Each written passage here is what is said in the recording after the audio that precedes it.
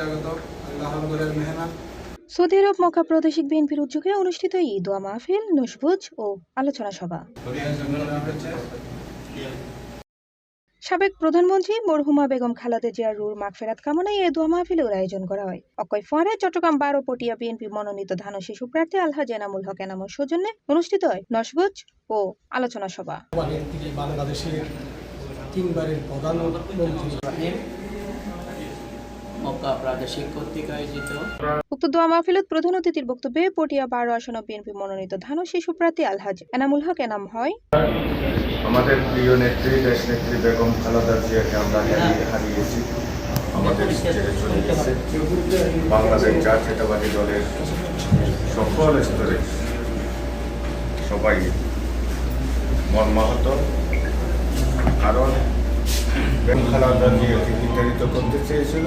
মক্কা প্রাদেশিক বিএনপির আহ্বায়ক জনাব এম জহির আহমদের সভাপতিত্বে এবং মক্কা প্রাদেশিক বিএনপির যুগ্ম আহ্বায়ক গিয়াসউদ্দিন কাদের চৌধুরীর সঞ্চালনায় অনুষ্ঠিত সভার প্রধান অতিথি হিসেবে উপস্থিত আছেন চট্টগ্রাম দক্ষিণ জেলা বিএনপির সাবেক সিনিয়র যুগ্ম আহ্বায়ক ও চট্টগ্রাম 12 পটিয়া বিএনপি মনোনীত ধান ও শিশু প্রার্থী আলহাজ এনামুল হক এনাম।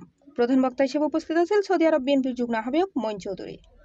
শোক সভা এবং দোয়া মাহফিলের সম্মানিত সভাপতি বিশেষ অতিথি হিসেবে উপস্থিত আছেন সৌদি আরব পশ্চিমাঞ্চল জাসাস কেন্দ্রীয় কমিটির আহ্বায়ক রফিকুল হক চৌধুরী, সৌদি আরব যুবদলের সিনিয়র সহসভাপতি মাহমুদুল হক, মক্কা প্রাদেশিক বিএনপির যুগ্ম আহ্বায়ক শাহ আলম হেলালি, মইনুল ইসলাম লিটু, স্বেচ্ছাসেবক দলের সিনিয়র যুগ্ম আহ্বায়ক আলাউদ্দিন সিটিজি, সদস্য সচিব হানিফ সরকার উজ্জ্বল সহ আরো বহুত কেউ।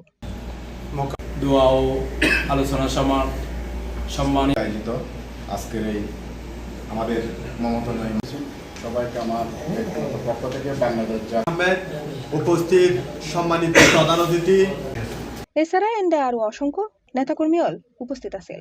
অনুষ্ঠান শেষে প্রয়াত নেত্রীর আত্মার মাগফিরাত কামনা এবং দেশ ও জাতির শান্তি ও কল্যাণ কামনা করে বিশেষ মোনাজাত করা হয়।